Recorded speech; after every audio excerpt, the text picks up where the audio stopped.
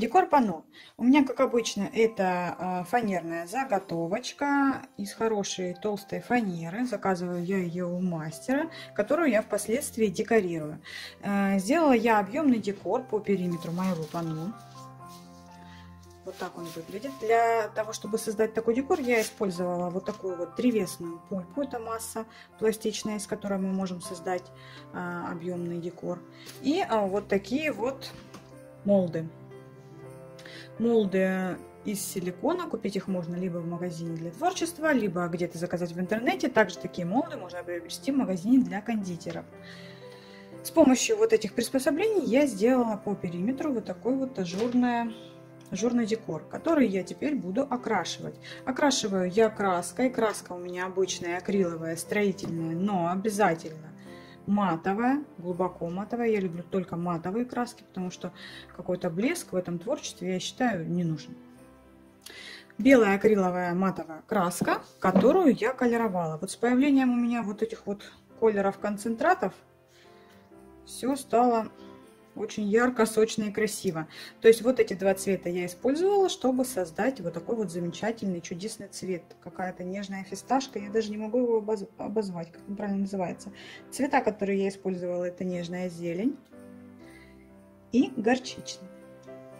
Смешав эти два оттенка, у меня получился вот такой замечательный, очень красивый, нежный цвет.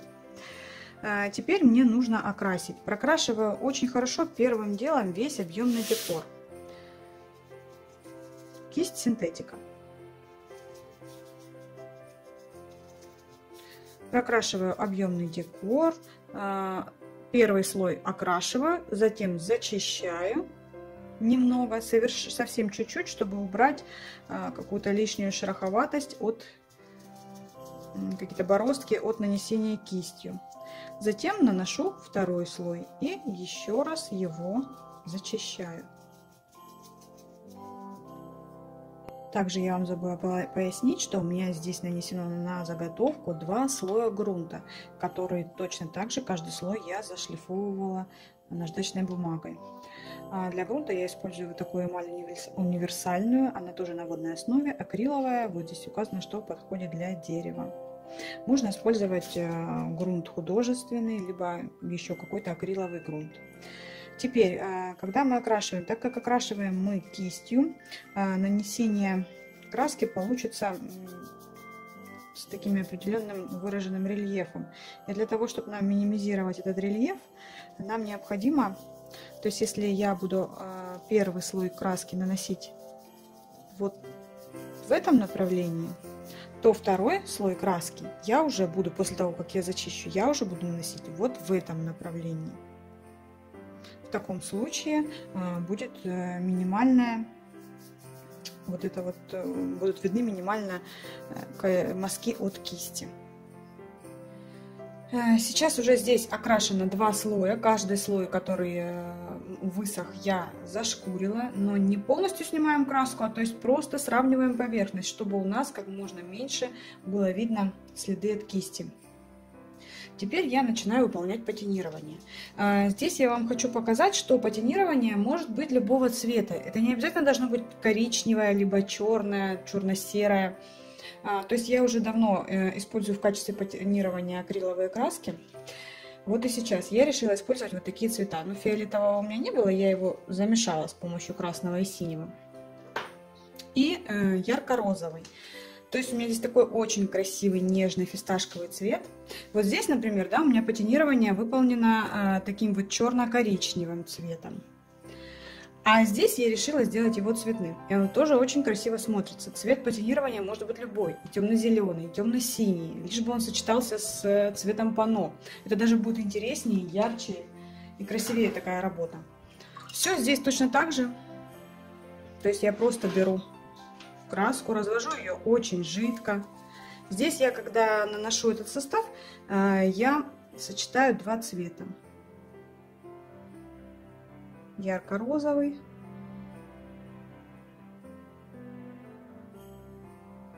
и фиолетовый, чередуя.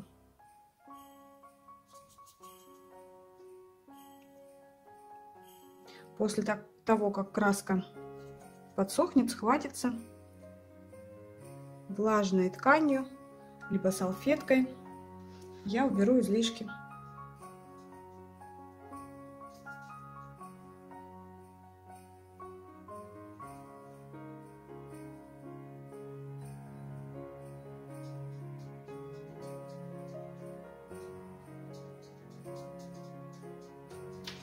Совсем недавно вот себе в инстаграме я выставляла вот такие вот розочки. Эти розочки я делала мастихином. Это можно заметить, потому что у них края лепесточков неровные, так как мастихином набирается. Делать вот эту розу очень долго, сложно. Поэтому, меня все просили такие розочки показать, как я делаю. И для новичка это будет практически вообще невозможно сделать такую розу. Поэтому я делаю в технике лепка розочку сейчас для вас. Вот так она очень красиво, интересно смотрится, а сделать ее очень просто. Сейчас я вам все покажу на примере розы вот такого цвета. Как я делаю вот такие вот розочки с такими плавными переходами. За основу я всегда беру один цвет. Вот здесь я, например, брала цвет цинерария, который практически чистого цвета здесь и нет, потому что он очень насыщенный. Его я размешивала с белым, потом уже загущала. Для желтой розочки я беру цвет желтый. Основной цвет даже это будет ярко. Я сюда уже добавлю, то есть в самый яркий цвет я уже добавлю белый.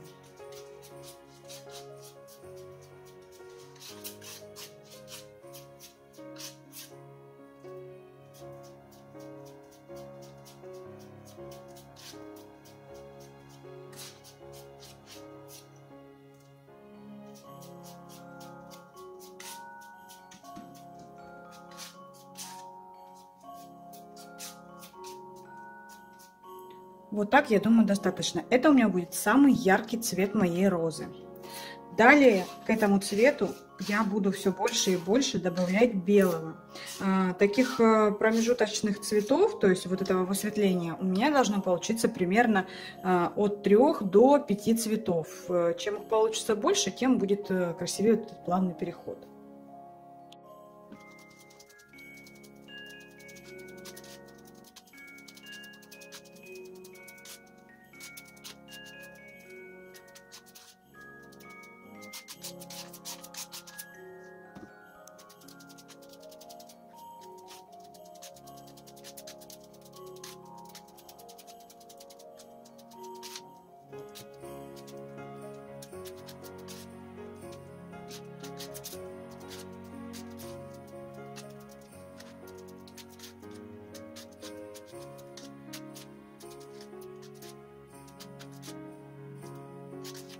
Вот у меня получилось 5 оттенков этого желтого цвета. Постепенно я их высветляла. Вот теперь я это буду загущать крахмалом до состояния теста. И начну лепить цветочек.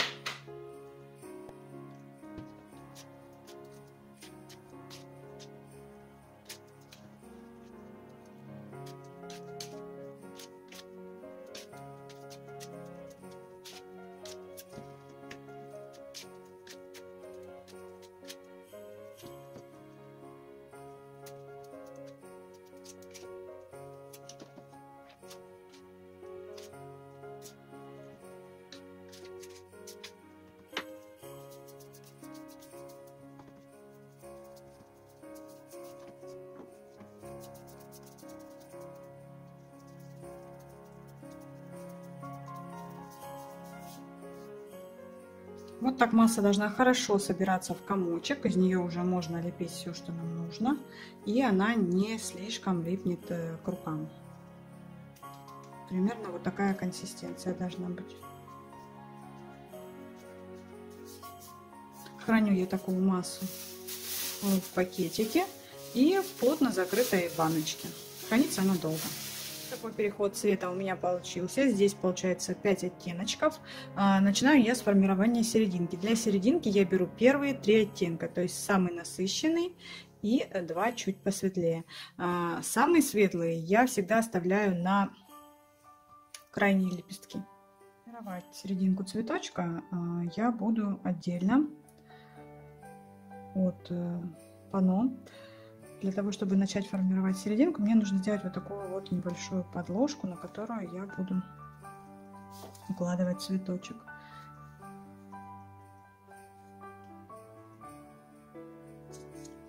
Вот так оно выглядит. Начинаю формировать самого яркого цвета. Его я нарезаю на маленькие кусочки.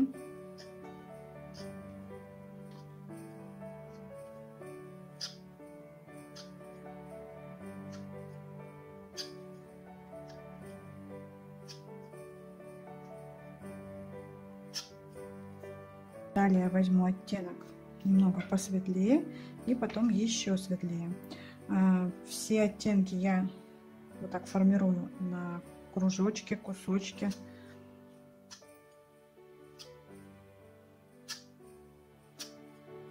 Обязательно эти мои заготовочки я накрываю влажной салфеткой, для того, чтобы они у меня не засыхали и я с ними дальше могла работать. Начинаю формировать лепесточки для серединки. Каждого цвета я беру примерно по 4 штучки, можно больше, какого-то можно больше, какого-то меньше. У меня здесь немного крахмала, я всегда его использую при формировании лепестков, чтобы штукатурка сильно не липла к рукам. Для того, чтобы мне сформировать лепестки, я катаю шарик, и из этого шарика разминаю пальцами очень тонкую лепешку, прям максимально тоненькая. Таких лепешек каждого цвета я делаю примерно штучки по 4.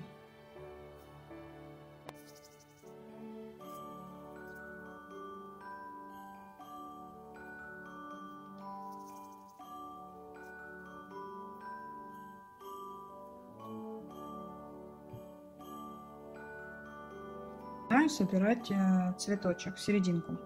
Для этого я беру лепешечки более яркого цвета и соединяю их вместе.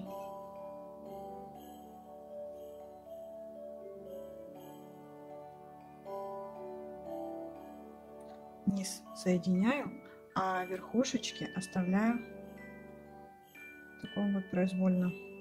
Так как они левее, так и оставляю. Примерно мне нужно соединить 3 штучки, этого уже будет достаточно.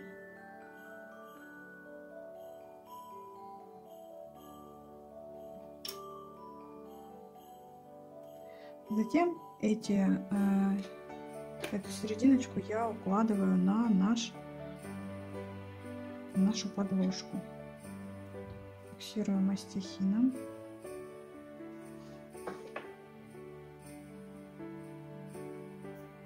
Сюда же устанавливаю тычинки. У меня тычинки, которые я делала сама, вы можете приобрести готовые, либо также сделать самостоятельно. Устанавливаю несколько тычинок.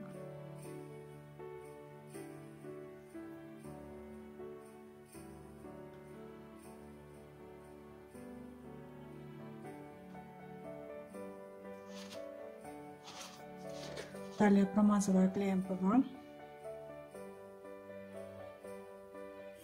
Я продолжаю устанавливать лепесточки на серединку.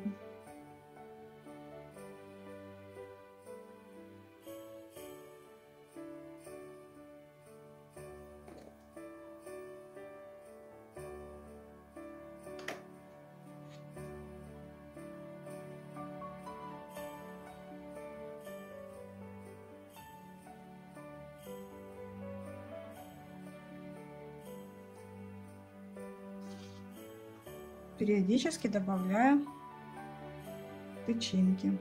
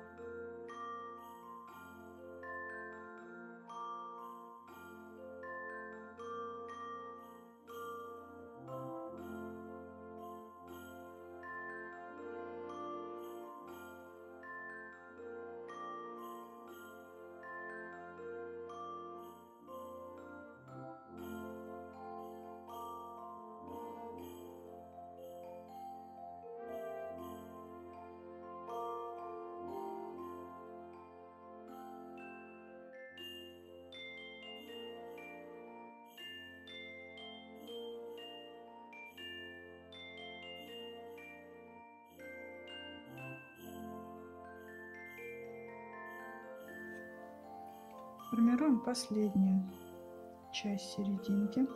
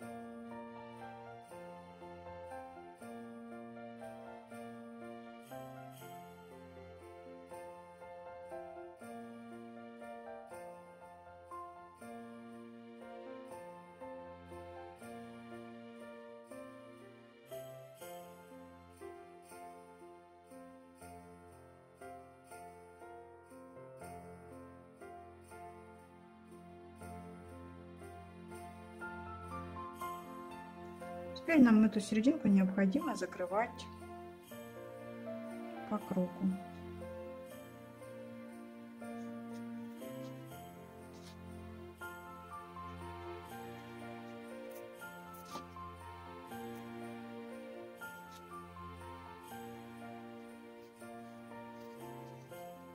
Дальше я продолжу закрывать серединку двумя более светлыми оттенками.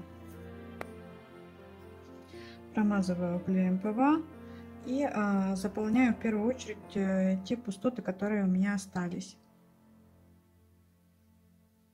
Здесь креплю лепесток таким образом, чтобы немножечко я могла его, то есть чуть-чуть выше, чтобы я его могла чуть-чуть начать выгибать наружу.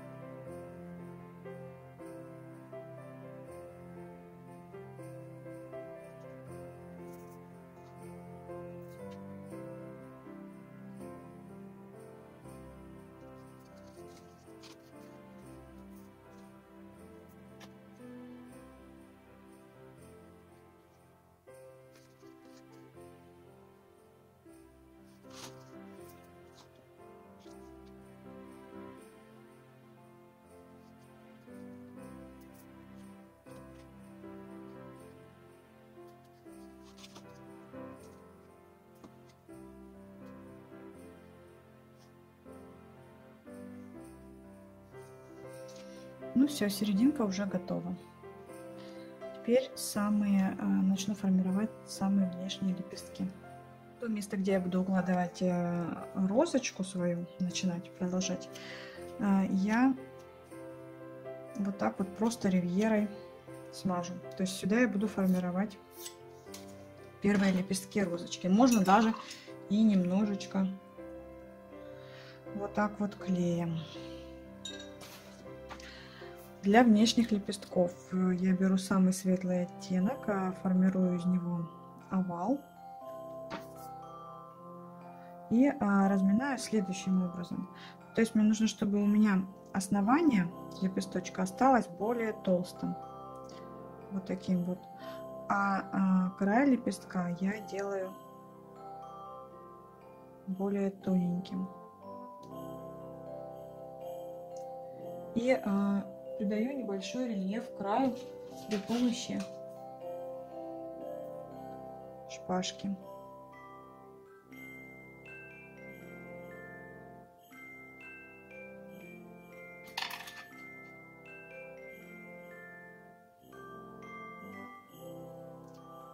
И этот лепесток укладываю, закрепляю. Таким образом формирую еще несколько лепесточков.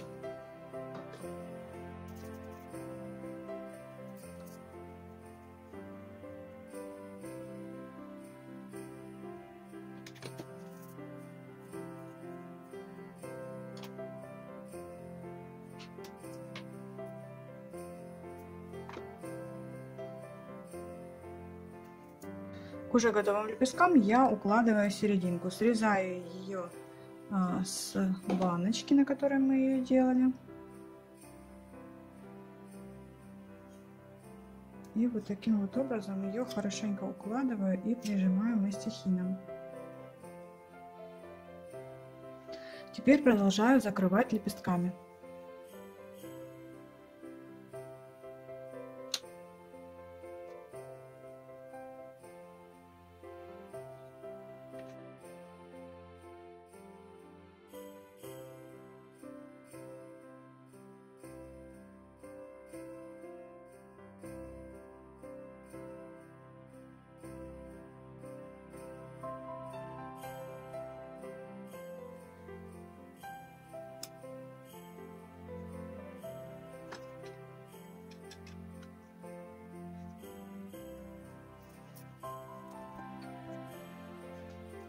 Розочка готова. Практически уже готова моя работа. И буквально здесь я бы хотела добавить каких-то пару листочков. И хочу вам сейчас показать, как у меня, потому что поступает много вопросов, как сделать вот двухцветный какой-то рябой, можно и не двухцветный, можно трехцветный, какой-то такой вот сложный по цвету листочек. Сейчас я покажу, это можно сделать двумя способами. Первый способ — это когда мы просто берем оттенок, который нам нужен как основной, и к этому оттенку мы добавляем какой-либо цвет, который у нас присутствует в работе. Это может быть желтый, это может быть розовый.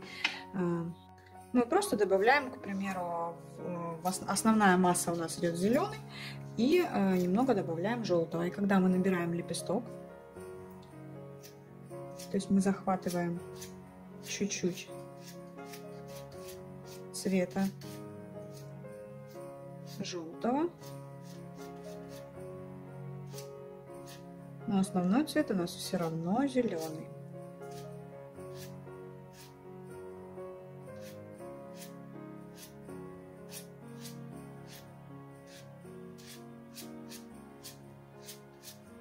Снимаем. И таким образом его можно добавлять чуть больше, чуть меньше. Таким образом у нас получаются лепестки с какими-то разводами, вкраплениями.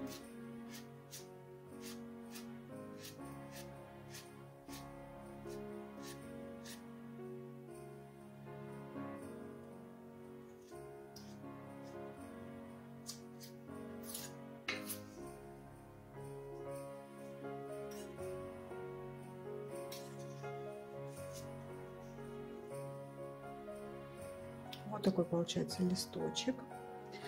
Здесь я точно так же возьму другой мастихин. Мастихином, смоченным в воде, я заглаживаю обязательно вот эту границу. Поправляю, делаю посередине прожилок и обязательно прожилки по листочку. Есть еще один способ, как сделать интересный листочек. Сейчас я вам его тоже покажу. Для второго способа мне также понадобится основной цвет, мастихин. Понадобится салфетка сухая. Набираю листочек просто зеленого цвета. Я не стараюсь его набрать как-то очень тоненько, потому что даже лучше пускай он будет потолще. На одну сторону набрали, сняли. Убрали все лишнее. Точно так же набираем на вторую сторону мастихина.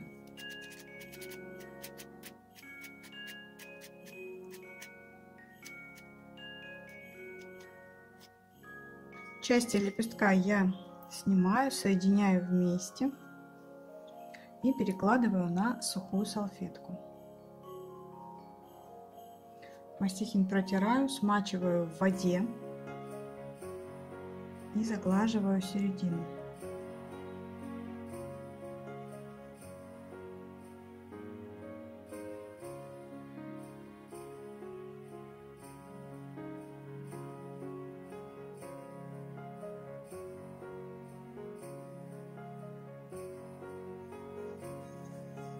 Отмечаю центр лепестка. Теперь штукатурку желтого цвета. Я немного смешиваю с водой, чтобы она была пожиже, чтобы мне было удобно ее наносить. И вот так вот на кончик, буквально чуть-чуть, набираю. И как будто бы я собралась делать прожилки на листочке. Вот таким образом я ее наношу. Можно больше, можно меньше. Можно в одном краю, можно с краю. Ну вот, например, сейчас покажу вот так. Можно это сделать с краю, можно от центра. Далее мастихин протираю, опять смачиваю в воде. И все это хорошенько заглаживаю, зафиксирую тут.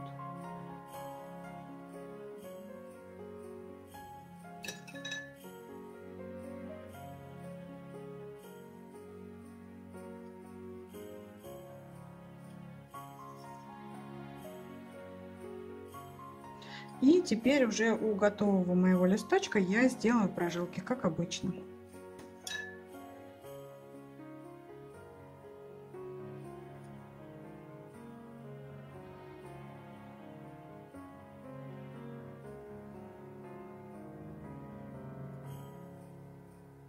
Дам этому листочку немного времени, чтобы он подсох, так как я здесь его заглаживала водой, и переложу в нужное мне место, предварительно смазав это место клеем ПВА для лучшего крепления моего листика.